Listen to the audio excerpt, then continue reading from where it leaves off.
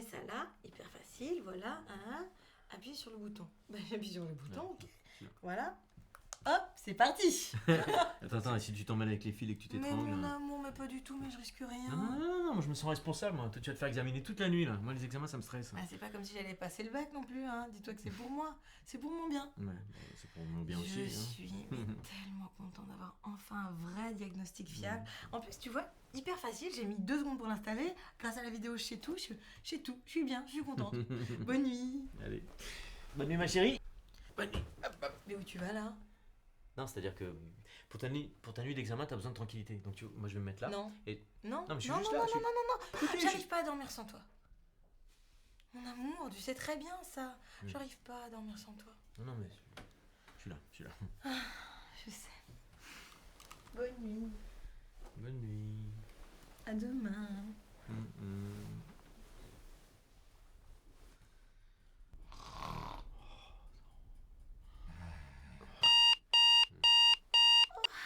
Coucou mon chou. Coucou. Oh, mes résultats sont prêts à être analysés. J'ai hâte de savoir ce qui se passe. J'ai vérifié toute la nuit. Tout est bien resté en place. Oh, mais c'est trop mignon ça. Toute la nuit, t'es resté debout pour surveiller que j'allais bien. T'es un amour d'amour, quoi. Je me demande ce que ça va donner. Les résultats, je les connais, moi. Oui. Bonne nuit. Oui. C'est ce qui se passe dans la réalité. Autrefois, ces enregistrements se faisaient en laboratoire de sommeil, donc c'était évidemment c'était lourd parce que les patients devaient prendre rendez-vous, on devait leur trouver une nuit au laboratoire de sommeil. Cette scène est tout à fait exacte. Les patients maintenant peuvent mettre eux-mêmes les capteurs, les appareils sont simplifiés. C'est un examen qui n'est absolument pas stressant, qui est totalement indolore tout d'abord.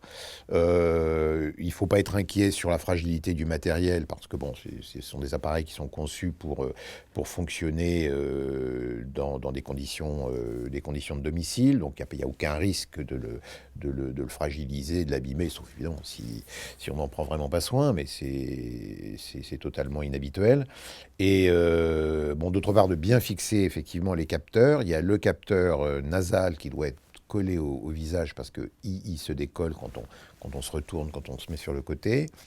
La bande thoracique, en règle générale, il n'y a pas trop de problème. Parfois, on la fixe avec des bandes d'adhésif quand les patients sont très corpulents. Parce que là, dans le film, la dame ne pose pas ce problème, mais quand vous avez un patient qui pèse 150 ou 160 kilos, c'est un petit peu différent. Donc il faut que ça soit bien fixé pour que ça ne bouge pas lorsqu'il se met sur le côté. Et puis enfin, il y a le capteur de doigt qui est essentiel lui aussi, parce que si vous perdez le capteur de doigt, vous perdez évidemment la saturation, la fréquence cardiaque, et puis ça va gêner toute une partie de l'interprétation du signal. Et c'est exactement la manière dont nous procédons maintenant dans pratiquement, je vais dire, 90% des cas en diagnostic.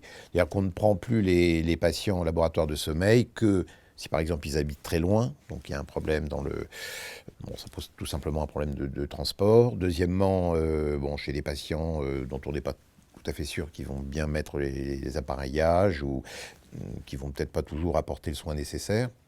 Mais c'est vraiment maintenant l'exception. Innovation and you. Philips.